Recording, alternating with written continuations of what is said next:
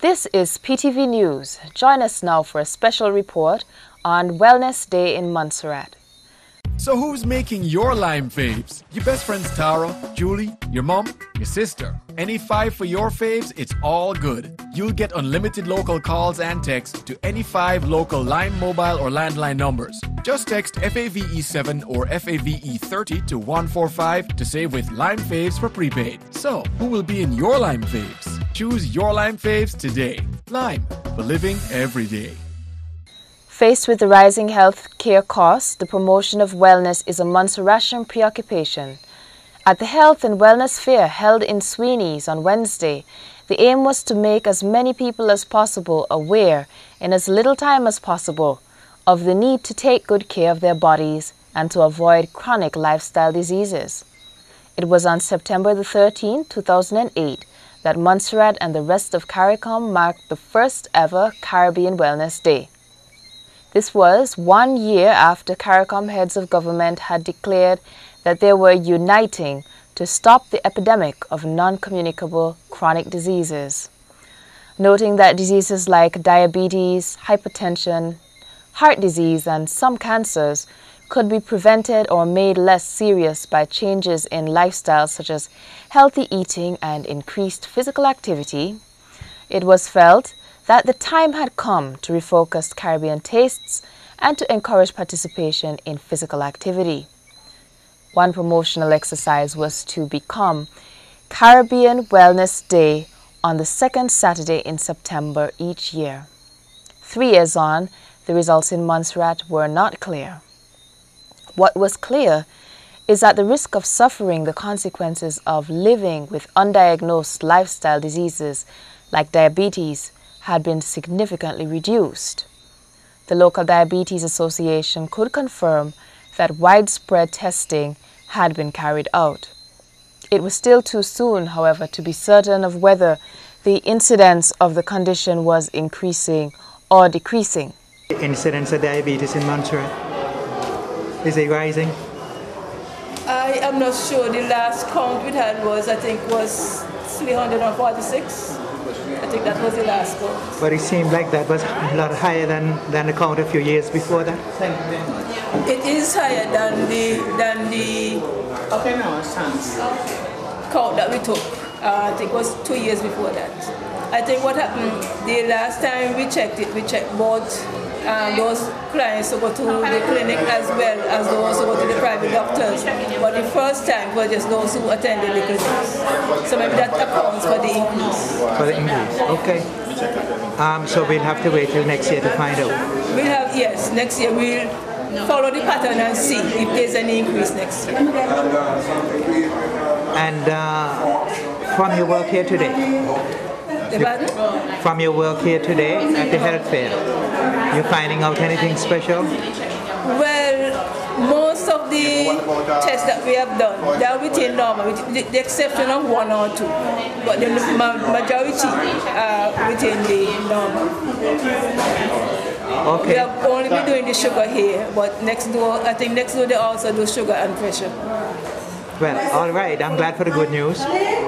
I know that diabetes is said to be one of the things to which we're predisposed in Montserrat. It is. And you find different organizations all over the world coming in and zeroing in on combating diabetes because it is a problem. Are people here managing to control it okay? We are trying. Thanks, and thanks for the work of your organization. You're welcome. The incidence of hypertension was like that of diabetes being monitored at Wednesday's health fair. There was available also copious free advice in the form of professional advice, posters and pamphlets. And if the many people who passed through the fair were to retain it all and to follow it, there could be no doubt that Montserrat would be a more healthy place. The question of follow-up after the fair was among the concerns raised with Health Minister Colin Riley. I'm so happy to have the chance, Mr. Minister. How are you today? I'm doing quite well. I'm very happy to be here at the fair. It's turned out to be quite a nice day in terms of the weather. You know, we've been having some rain, but today it's like, you know, everything is working together and all the people are getting an opportunity to go to the different booths and get the information, take part in some of the health check monitors, and I guess there's some other attractions around. So I'm very pleased with the work of the staff at the Ministry of Health. Okay. And the visiting specialists as well. You see, I believe that everything that's happening here, as you say, is very, very useful. One thing bothers me about health fairs is how do you deal with the follow-up after you get the initial boost that you want. How are you going to deal with the follow-up? Well, we have a pretty good system we're developing. It includes the local physicians and the other professionals in the hospital and in the health centers. We have 4 health centers and a main hospital. And we have visiting specialists from time to time. Some are on contract with the government, others come in at their own expense, and we offer them local courtesies, place to stay and some transportation, but they usually pay to get here and bring a lot of donated items with them. But we're going to be going into the healthcare finance review. We'll be looking at all of the cost elements of the healthcare system, trying to figure out how to finance it a little bit more efficiently, and ways in which employees, employers, and other people can buy into a wider system that's a little bit more supportive of care on island. We want to cut the overseas travel by at least 50% over the next 3 to 5 years. That way, a lot more procedures will be done locally, and we'll have a lot more visiting specialists to take care of our people's health needs. You mentioned that critical word early on called cost. Well, I know that therein lies half of your struggle. Part of the way you manage costs is to train your own people. And we're going to be working aggressively on that. We'll continue to work with those who have the professional accreditation, so there'll be ongoing medical education. But we want those who are coming out of school and those who are looking for mid-career change decisions to think about the health industry, because there's a lot of good opportunity for sending people abroad to be doctors and nurses and dentists and other types of professionals. Those who don't find work here because the system may be saturated, it's always a good career to have to trade in the global marketplace. And we have to empower people with that sort of thinking. I think it's important that all of the training that we can absorb from medical education be acted on. We see the results with Dr. Fergus Rowe, who started in St. Patrick's and who is now a professional in the New York, New Jersey area. And we're looking for more of our people to do that sort of profession, take that sort of professional path. Great. I have only maybe one thing more. It's related to cost, it's related to maintenance. After the fair, you know, we still have all these chronic, we have diabetes, then there's obesity, which is our biggest problem here, and how are we going to deal with it specifically? Well, there's ongoing care for the people who are already been diagnosed with type 2 diabetes. There are ways in which you can manage it with the pharmaceuticals and also with exercise and diet choices. So we continue to make sure that the medication is available.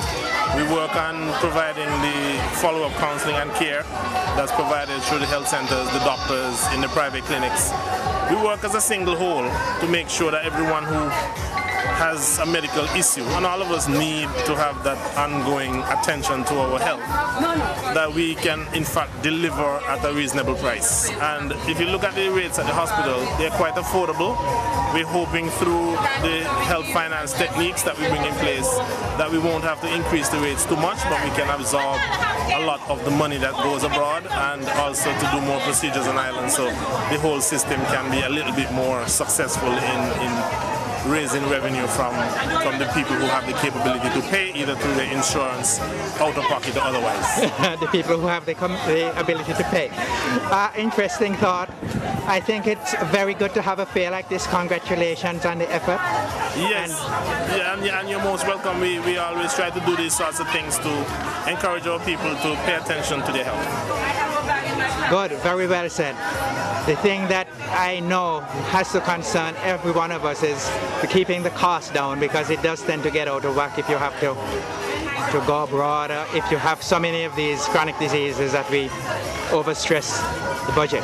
Yeah, I believe the trick is to train our own people, really.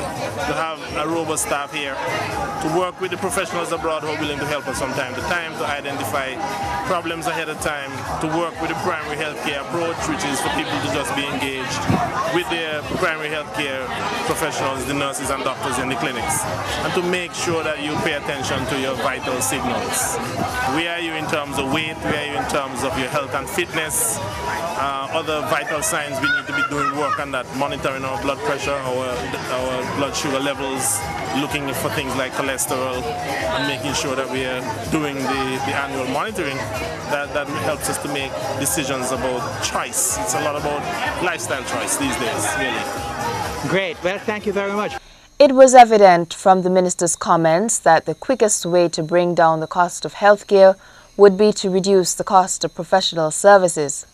The adoption of healthy lifestyles is a process, and even after it is achieved to the extent that it can be achieved, Montserrat would still be faced with the daunting cost of assessing major medical services in larger countries with more resources. But people are nevertheless gradually accepting the message. They know, for instance, that obesity is not a worthwhile indicator of prosperity. A lot of people around, the food is good, the samples, plenty of the drinks. I got a raffle, I won one of the machines, and it's good, we should have it often, and I hope more people will participate. You're enjoying the outing? I am. You learn anything? I'm sitting, I'm relaxing, I had my test, I had my checks, and everything was good. Everything was good. That's great. That's great. So I believe that's why you're smiling. I am, and I have good teeth, don't I? Yeah, it's good to keep smiling on a day when everything is great. Yeah, it's good. Well, you think they should have it more often? Why? More often, yeah, and more people. A lot of people is here, but we like more people still. Oh, you don't think it's so well supported? No, it's a lot of people. We need some more still. Well, I believe that it's good for people to get their health status, that they can check what is wrong with them if anything is wrong. Yes, I think so too. But the thing is the follow-up. Are you going to follow up after? Sure bet, we will. Need to lose some of this weight. Ah, okay. Well, good luck with that. Okay. All right. Clearly, the cost of healthcare has been catching up with Montserrat just as it has been everywhere else. The British government, for instance, has been projecting alarming obesity rates worldwide, along with costs that no nation can afford.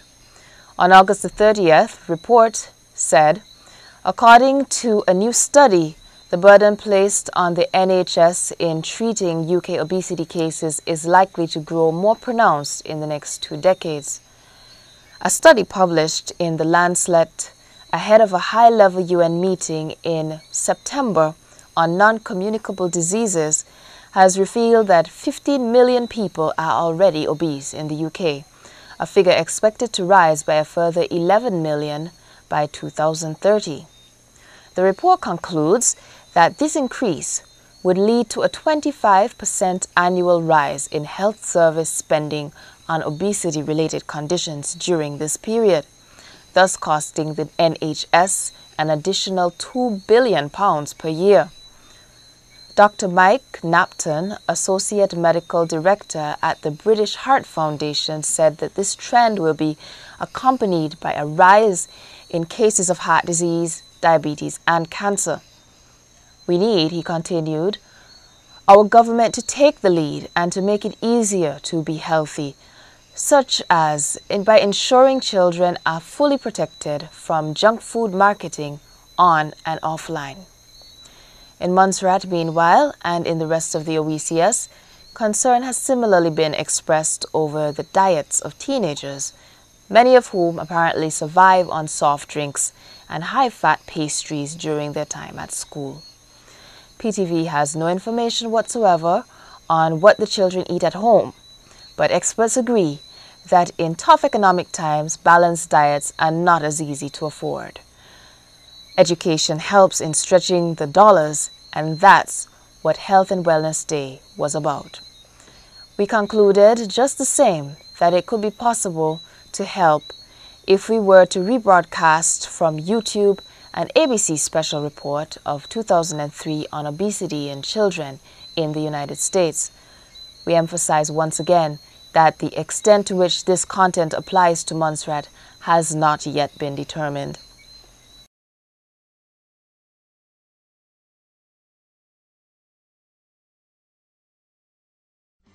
We are really in the midst of a dual epidemic. Experts call it diabesity. Over the past decade, childhood cases of type 2 diabetes have increased tenfold because of rising rates of obesity. Commonly called adult-onset diabetes, children as young as 8 years old are being diagnosed with the disease.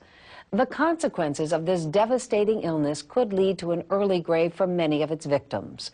Our children are literally eating themselves to death.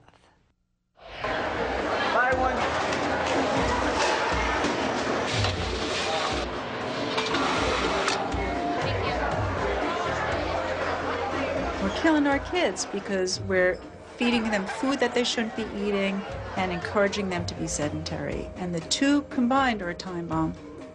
If we don't get a handle on this, what's going to happen is that we're going to get kids developing illnesses at a very early age. And some of these illnesses can actually kill them. Illnesses like type 2 diabetes, heart disease, asthma, high cholesterol, hypertension, and bone and joint problems. Their joints cannot carry their weight. The number of children that we're seeing with not just overweight, but morbid obesity is increasing. In fact, we had to purchase 2 scales to weigh children greater than 350 pounds. I'm just going to take a quick listen to your heart, okay? We have a number of children taking the same medications as their parents and their grandparents. Okay, so you were down 1.5 pounds. But that doesn't mean that things can't be done. Effortless. Take Dave Zinzenko, the editor of Men's Health magazine. You'd never guess that a man who tells millions how to have the perfect body was once a fat kid. From the age of 9 to maybe 13 or 14, I was about 20 or 30 pounds overweight. It was a trying time being an overweight teen because you look around and you see all these people who are enjoying these things and you say, hey, you know, I want to get to the point where I'm having fun and enjoying fitness and relationships and these kinds of things. Also, my father was about 100 pounds overweight. He was morbidly obese, so he kind of became this negative example for me. His weight led to hypertension, which then led to heart disease, which led to diabetes, and finally, at the very young age of 52, he had a stroke and died. My father dying young and like that really taught me a profound lesson about health and fitness. And then I just decided I had enough and that I was going to wage war on fat. With good nutrition and lots of exercise, Dave won his battle. The best thing to do is to look at being overweight as something that is an obstacle that is keeping you from getting the most out of your life. See it as something that needs to be managed and overcome. It's the enemy. That's mine again. John Marks is today where Dave Zinzenko was 20 years ago. My father has diabetes, and my mom says that if I get any heavier, I'm in like the risk group, and I don't want to have that happen. 2/3 of the parents that we surveyed who have obese kids were also fat themselves. How you make these kinds of lifestyle changes in your kids is to make them yourself. We needed to be much more proactive.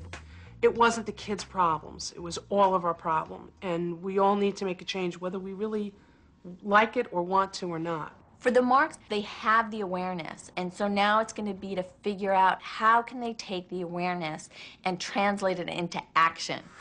Here are a few of the things that I want you to think about when we're here. Enter nutritionist Heidi Skolnick to help John and his family manage their eating. All right, rules of grocery shopping are: don't be hungry when you start shopping, make a list, stick to the list. 1%. Iceberg lettuce just isn't as nutrient-rich as the darker greens. It's kind of good to expand your food choices. You might pick once a month a new food you haven't tried before. Like to eat mango? I've never had mango. I'm excited with Heidi here, you know, teaching our family about nutrition. I mean, there's like so much to learn, and you know, it might just be the best thing in the world. Good honeydew. Have you guys ever had this? The nice thing about this is there's a beginning and an end. A lot of families don't even know that the food choices they make each day sabotage them. It's not no fried foods, but how about having fried foods no more than twice a week? So it allows you to get that food in there, but it's not having it so much that, again, it sabotages your own desire toward an appropriate weight. With nutritious food in their arsenal, the Marks were ready to fire up their war on weight. The key to their success is to make meals in advance and freeze them. I get so overwhelmed with the thought of preparing a whole meal.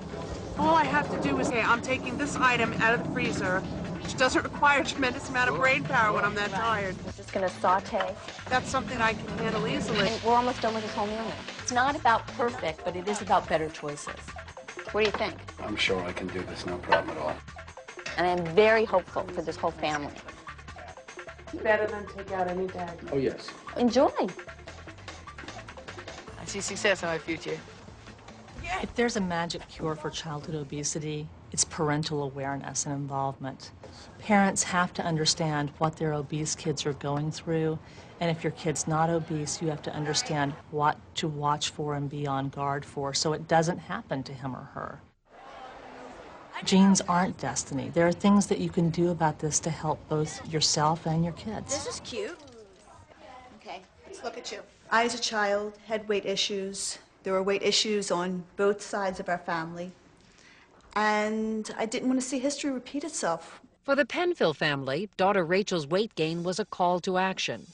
When I felt crummy or worried or upset or bored, I tended to go right to the cabinet and get a handful of cookies. I didn't ever stop eating. It was hard to acknowledge the fact that I had a child with a weight problem. And no matter how hard I tried, I wasn't able to bring it to a level that Rachel would understand. Rachel's parents found Shape Down, a national program that targets the emotional causes of childhood overeating. Often with obese kids, they have what we call crossed wires. So the feeling doesn't meet the need. One thing that parents can teach is to say, how do I feel? I feel sad. I need an ice cream cone. No. I feel sad. I need to talk about it. I feel hungry. I need some food. One way to address the obesity issue with your child is bring them to a pediatrician. Have a doctor talk to them about the health implications of weight. But it is truly a medical issue. It isn't an issue of looking good. It's an issue of feeling good. It's an issue of preventing cancer and diabetes and heart disease. My parents made losing weight lots easier for me because they were always there asking how I felt, what I needed, and that just made it a whole lot easier. I think my whole family really benefited. We watch what we eat. We'll go on a bike ride. Sometimes we'll walk. We'll go to the park.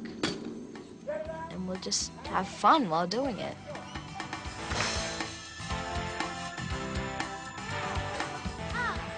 Nothing ever tastes as good as Thin Feels because the food reward only lasts a couple of seconds, while the other reward lasts you a lifetime. You know what the bottom line is? It's about health and fitness and not how you look. If you are eating healthy and if you're involved in fitness, you're a cool person. And that's what it's about.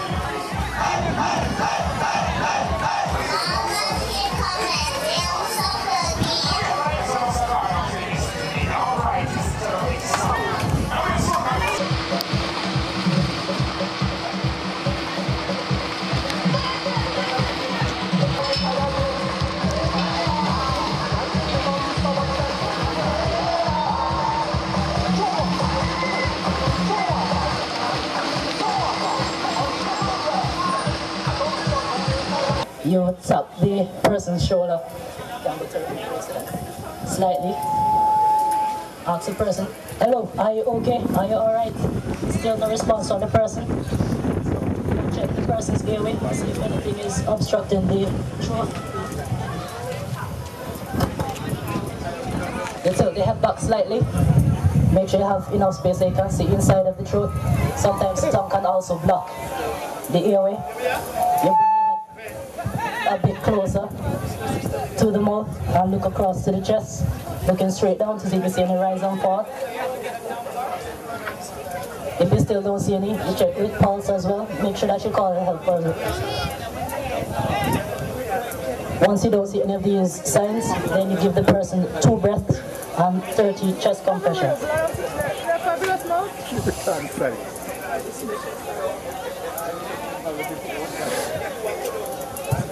As you saw just now, the chest actually inflated and deflated as I put 2 breaths inside of the body. Now from there, I will go to the center of the chest, where the solar plexus. Put the palm of my hand in the center of the chest, lock my fingers, then lock my elbows, come directly over the person, and give 30 chest compressions. So you count 1, 2, 3, 4, 5, 6, 7, 8, 9, 10, 11, 12, 13, 14, 15, 16, 17, 18, 19, 20, 21, 22, 23, 24.